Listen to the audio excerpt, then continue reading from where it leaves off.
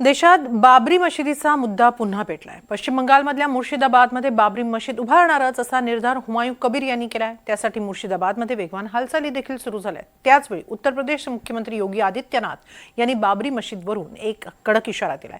पाहूया काय आहे योगींचा कयामत ते कायदा फंडा।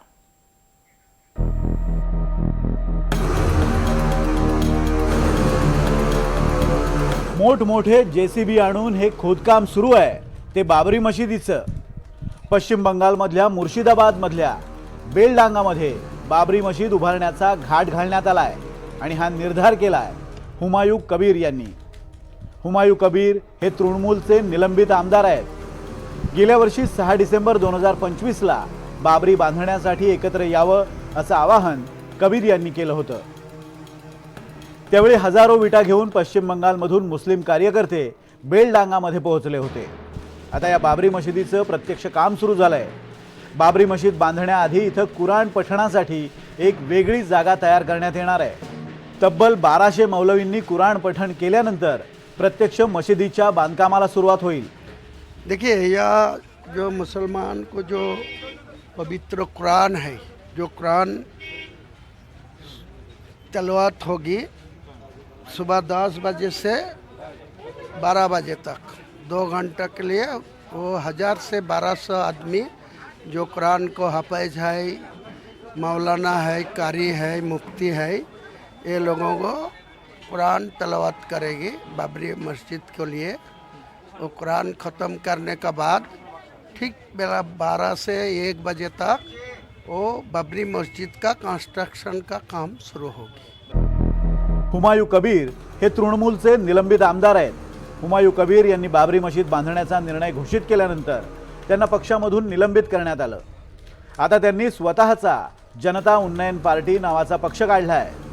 या बाबरीसाठी देशभरातल्या मुस्लिमांनी एकत्र यावं आणि बाबरी बांधण्यासाठी मदत करावी असं आवाहन कबीर यांनी केलं होतं। त्यानंतर काही लोक तिथं प्रत्यक्ष बांधकामासाठी पोहोचले तर मशीद उभारण्यासाठी परदेशातूनही पैसे येऊ लागले। एकीकडे पश्चिम बंगालमध्ये पुन्हा बाबरी मशिदीचा घाट घातला जात असतानाच तिकडे यूपीमधून मुख्यमंत्री योगी आदित्यनाथ यांनी त्यांना एक कडक इशारा दिलाय। बाबरी पुन्हा उभी राहणार नाही, कयामत का दिन कभी नहीं आएगा असं योगींनी म्हटलंय। राम द्रोहियों के लिए अब कोई जगह नहीं जो राम भक्तों पर गोली चला रहे थे, राम काज में बाधक थे, इन लोगों के लिए अब कोई जगह नहीं। और जो लोग अभी सपना देख रहे हैं बाबरी ढांचे का, तो उनको हम भी ये बता देना चाहते हैं कि कयामत का दिन कभी नहीं आने वाला है और कभी नहीं आएगा। बाबरी मशिदीचं काम थांबवायचं असेल तर योगींना मुर्शिदाबादमध्ये यावं लागेल असा टोला हुमायूं कबीर यांनी लगावलाय। जोगी जी जो राम मंदिर बनाया, मैं तो कोई मुसलमान इनको खिलाफ नहीं, कुछ नहीं बोला, लेकिन बार बार एक बोलने का क्या उनका हकीकत है मुझे मालूम नहीं है। मैं ये मुद्दा पर कोई बात नहीं कर सकते। मोदी जी वो रोकेगा, कोई जोगी जी रोकना चाहिए तो यहाँ तो आना पड़ेगा ना, उनको आने दीजिए। ये ढांचा तोड़ने के लिए तो उनको मुर्शिदाबाद आने पड़ेगा। मुर्शिदाबादमध्ये मशीद बांधण्यासाठी हुमायूं कबीर हे 3 दिवसांची यात्राही काढणार आहेत। कोणत्याही परिस्थितीत मशीद बांधणारच असा संदेश या यात्रेतून कबीर यांना द्यायचा आहे।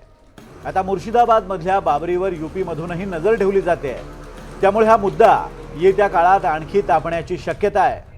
आणखी महत्त्वाचं म्हणजे सत्ताधारी तृणमूल काँग्रेसचा या बाबरी मशिदीला विरोध आहे, त्यामुळे बाबरी मशीद उभारणारच या निर्धाराचं काय होणार याची उत्सुकता आहे। Bureau report, NDTV Marathi, Mumbai.